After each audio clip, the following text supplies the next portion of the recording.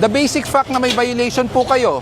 I did not say anything na I did not have. Okay, so where's your license? I did provide my license. Okay, so ano pong problema at anong concern? May lang naman ako na yung Ano isa po? na lang ikaso sa akin, ilagay sa ticket. Bago mo lagyan ng ticket, sir, pwede po bang papresent ng ORCR? Nabigay ko sa... ORCR nandyan? Nasaan? Nilagyan na po sa boss. Bakit naka, ano lang? Pero, Bakit naka temporary? Sir, actually, I don't want any concerns na lang dito. Lang, nakiusap lang naman ako na baka pwedeng ibaba. Ang tanong ko, wait lang po wait lang. Gusto ko malaman both sides kasi I don't like yung narinig ko po sa radyo. That's why I want to confirm if it's true. Let's confirm lang muna. Here's the case, sir. Sir, wait lang. I want to confirm something lang muna, okay? Aban, totoo ba na sinabi ng nahuli mo na peperwisyohin ka niya? Yes, boss. Okay. Bakit niyo po sinabi yon? Sir, because Why? he's been lying. I What? did not say actually that. Okay. Sabi ko nagkaka-perwisyon tayo, magpe-perwisyon talaga Wait tayo. lang. That's a different thing. Wait lang wait lang. If you that's not a different thing. It is.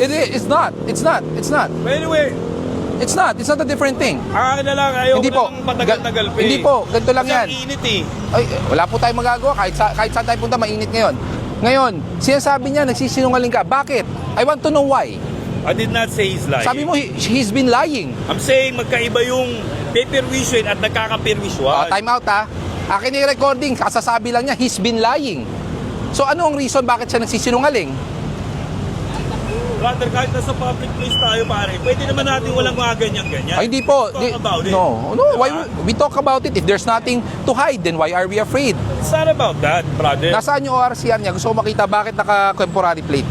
Hindi ko pa nakukuha yung ano ko eh. Doon ko po makikita po natin kung kailan pa po yan na-issue ang plate number niyo po. Tabi po natin saglit, sir. Kung may mali, tanggapin. O tanggap ko naman, nakikiusap lang ako na babaan, brother.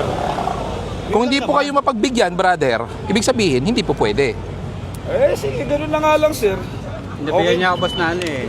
Na, Piperwish niyo daw ako eh. narinig ko, sinabi rin naman niya ngayon, kung magkakaperwisyon lang tayo, magpaperwisyon na lang tayo. Yun ang sabi niyo, sir. It's a different way na, No, sir. If we want to comprehend it in the bilingual nature of an English, hindi po magkaibang concept yun. It's the same concept. Medyo magkaiba. No, it's not. Medyo magkaiba. Sige nga po, sir. Kayo po mag-define sa akin. Kayo po mag-define sa akin. How do you define na magkaiba po? Parang nakaka-perwisyuan. Exactly. Pwede rin yun dahil perwisyon ka. Magkaiba pa rin po. Pag sinabihan kita, sir, nagkaka-perwisyon na rin naman tayo eh. Perwisyon lang din kita. Would you like it or not? Because yun na yung nangyayari. Ang tanong, sir, Hindi... okay, ang tanong, pinerwisyo ka ng enforcer, may violation po kayo? Oh, alam ko naman na may violation. So bakit nyo sasabihin At piniperwisyo wala kayo? namang violation. So why are you saying on the context na piniperwisyo kayo ng enforcer kung may mali naman po kayo? 'Di ba? Kung wala kayong mali at hinuhuli kayo at kinokotongan kayo, perwisyo. Pero may mali po kayo, top to bottom. Walang helmet, dress code. I understand. Hindi ko So naman bakit? dinideny na walang Bakit? violation, Yun nga pare. po yung hindi ko gusto Nakikiusap eh. na lang na So pag nakiusap at hindi kayo baka naman pinagbigyan, pwede naman mapagbigyan. Oo nga, Dahil nga, nakita naman niya yung address ko, andyan lang naman talaga ako. nonetheless, Kaya, if this road belongs to you and it's private property, hindi namin kayo huhulihin. The fact na you have multiple violations at tama ang ginagawa ng enforcer, hindi kayo piniperwisyo. That's a very wrong concept. Piniperwisyo kayo ng enforcer dahil hinuli kayo sa pagkakamali nyo? Boss, Hindi, ang akin naman, nakikiusap ka lang. kaya nga, that's why I said, ang pakiusap is optional. Pag pinagbigyan kayo, good. If not, sorry. Because the fact that you violated something, then there's no point of argument, di ba? Ayun lang, taga-agay lang ako kasi, sir. 2024 pa may plaka to. Failure to attach to. So, di ba, boss? Wala pa ako nakukuha. Sir, kung hindi niyo pa nakukuha, Sir, kung ano, i-attach ko na talaga. nasaan po ang authorization nyo to use, excuse lang po, para makita natin. Saan po ang authorization nyo to use improvised plate?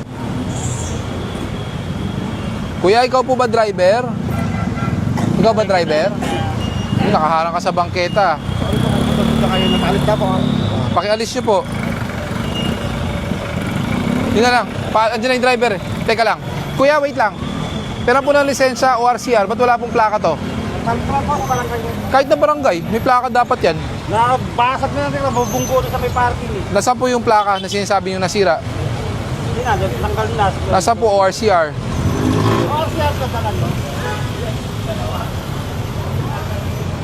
Modo na dala ng OCR niya. Lisensya po.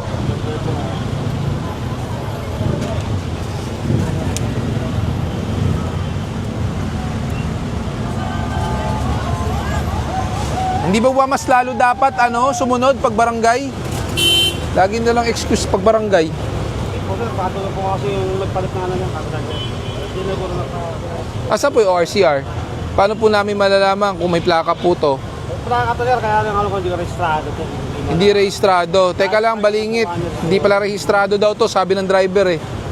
E di impoundable yan.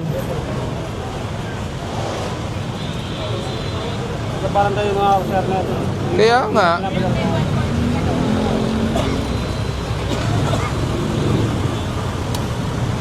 Tirahin mo ng failure to attach license plate.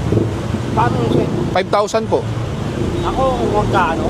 Opo, sa lisensya nyo. Kompromiso kasi hindi sa MMDA. Yes. Nagbili na ako ng biskwit. Eh kaso po, ba't nyo pinarada dyan? No parking po eh. Kaya Hindi malayo kasi Araw-araw kayo dito eh. Pindahan eh. Araw-araw kayo nandito. Tikita naman lang yan yung busing. Wala na, tinan mo naman. Paano titikitan? Tinan mo, boss. Hindi, liyong ka muna para makita mo. Tow away zone. Bili na ako ng biskwit. Sana pinark mo doon. May parking doon. May tamang parkingan doon pagkaliwa mo. Tikita na lang. Wala na po. Kaya nga sir, nakalagay tow away zone, no? Saka wala ka naman dyan kanina. Bili nga ako ng biskwit doon. Eh, ba't mo nga iniwan? Ay, di naman pwede parada doon. Eh, ba't mo iniwan sa no parking?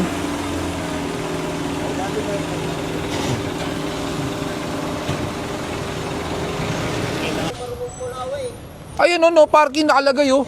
Ano? Ano? Iparada nyo sa maayos. Araw-araw dito kayo nakaparada eh. Hindi, konduktor nga ako eh. Dito pa nga kayo nagpapaayos ng jeep nyo eh. Dito nyo inaayos yung jeep nyo, sabi mong hindi. Ako sa driver ko eh. Mali kasi yung pinag-parkingan. Ikaw ang konduktor. Pag ikaw ang konduktor, dapat alam mo saan ang tama. Tama. Iwan eh. Tulog na tulog. Sabi ko wala yung kahit tulog na tulog eh. Nandyan eh. Sabi ko, sabi ko. Paano andyan, hindi ka nagbigay ng lisensya? O kayo mag-usap. Kasi konduktor lang, wala ko lisensya. Siyang iniwan ko. Oh, yun. Wala daw pala siyang lisensya. O kayo mag-usap. Wala siyang lisensya eh. Gagalit pa kayo. Sinabi ko sa ano na bumili ng biskwit, alis naman kami sa pagkain. Bumili ng biskwit, nakapark saan? Tama bang parkingan o mali? Mali. Okay.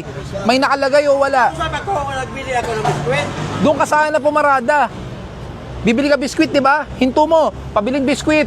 Bayad. Alis. Tapos usapan. Sandali lang nagbili ako ng biskwit.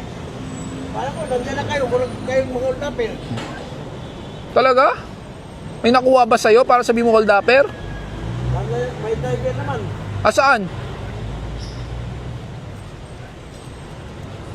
Araw-araw, pati mga jeep nyo, dito nyo ginagawa.